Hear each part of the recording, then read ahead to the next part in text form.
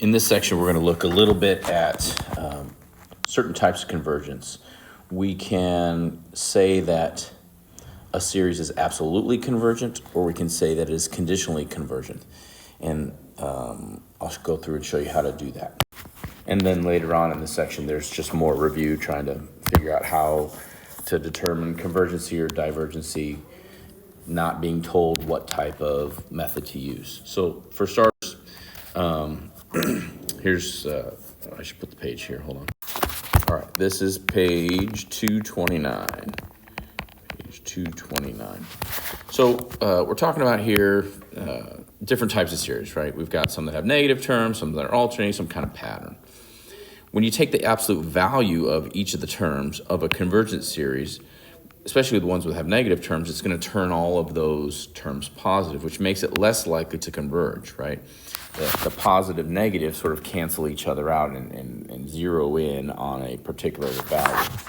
But if you take the absolute value of those terms, they all become positive, and so it's less likely that they will converge to a certain value because, again, if you start adding positive things together, they usually grow without limit. Not always, as we've looked into before. Okay, so let's keep at that. All right. If the new positive series is still convergent, so even if they're all positive and they still converge, then what we say is that original series is absolutely convergent, meaning it's convergent regardless of whether or not we have the absolute value there.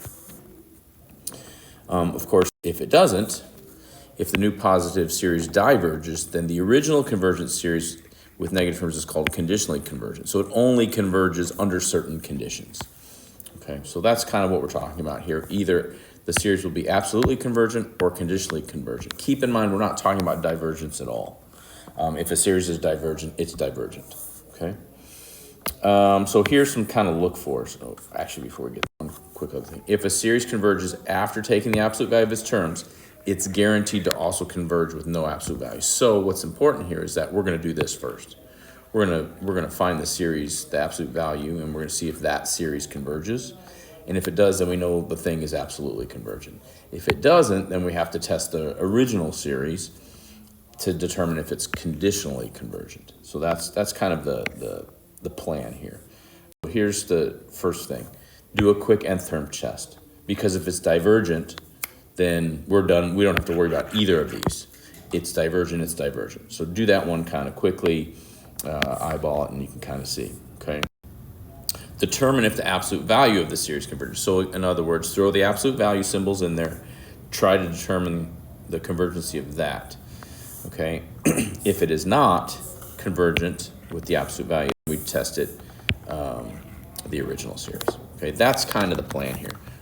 Do a quick nth term test for divergence, take the absolute value of this series, see if it converges. If it doesn't, then look at the convergence for the original series, and then we can call it conditionally convergent.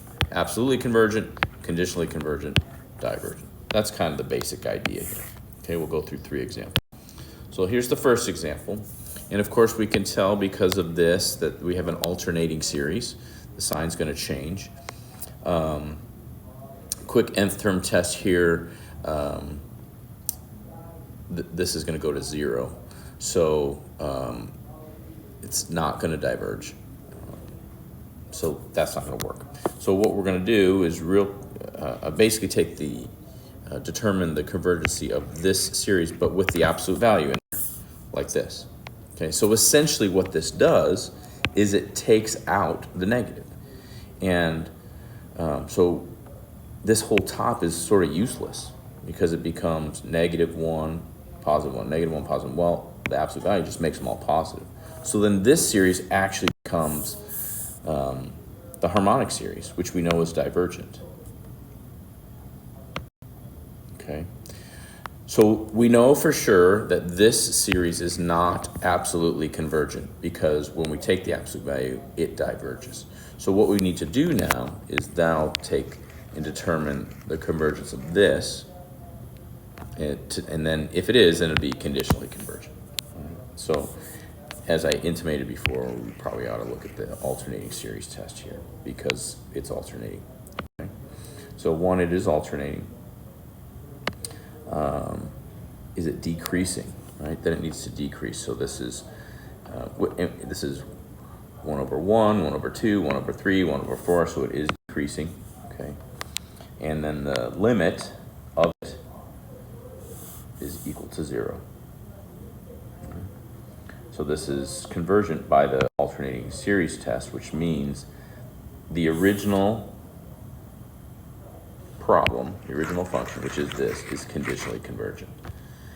And again, because this didn't turn out to be convergent, we have to look for this, okay? So there's first example. Second example, all right, cosine of n over n squared.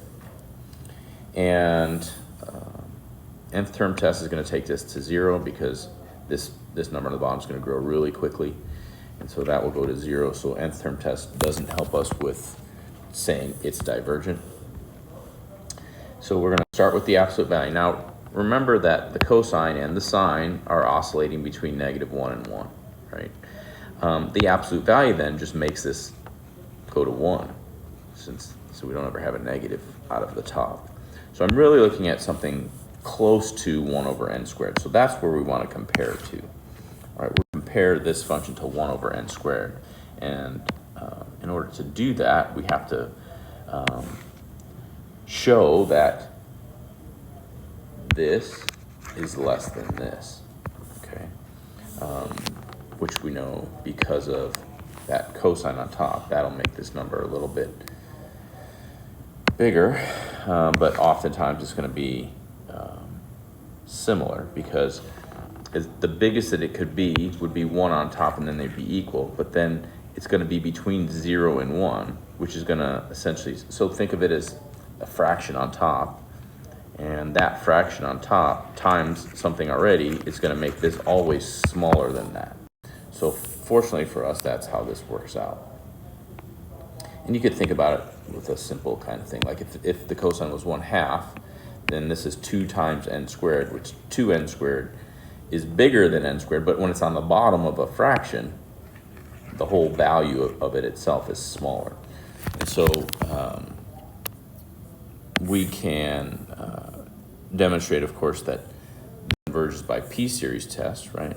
The p is 2, 2 is greater than 1, so we know that it converges by the p-series test, which means that this converges. Okay. And since that converges, direct comparison test, and it converges while we have the absolute value, that this is absolutely convergent. And we don't need to test it without the absolute value, okay? So we don't need to test it. If it's absolutely convergent, then it is also conditionally convergent, so we don't even have to worry about the conditionally part. This is telling us it's always convergent, basically, okay? So that's how that's going to work out. So in this case, unlike the other one, it converged so we can stop. And we've determined that it is absolutely convergent, okay? One more example. All right. Got a lot of E's and N's going on here. The question is, which is going to grow faster? Thinking about the nth term test. Does this grow faster or does this grow faster? Now, remember E is a number, 2.781 or whatever it is, right? So this is really a situation where potentially we could be, but I was going to say the p-series test, but we don't have a 1 up here, so that doesn't work. But this is going to grow really fast, right? This n is going to keep increasing and increasing and increasing. So if I take a number and raise it to a giant power, this is going to grow way faster than a number to the same power. Okay. What I'm getting at here is that the limit of this is going to be infinity. Right? Well, that's not equal to 0. So therefore, we know that this thing is going to diverge by the nth term test. And if you didn't believe me, and I would encourage you actually to do this. Plug this in your calculator and test some different values to kind of prove to yourself that, yeah, that top is really going to grow faster. And hopefully from exponential growth that as n gets really big, this whole thing is going to get really big. Well, even if n gets really big down here, because the e is a constant, it's going to grow, but not nearly as fast as this is going to grow. So those are some limit ideas there.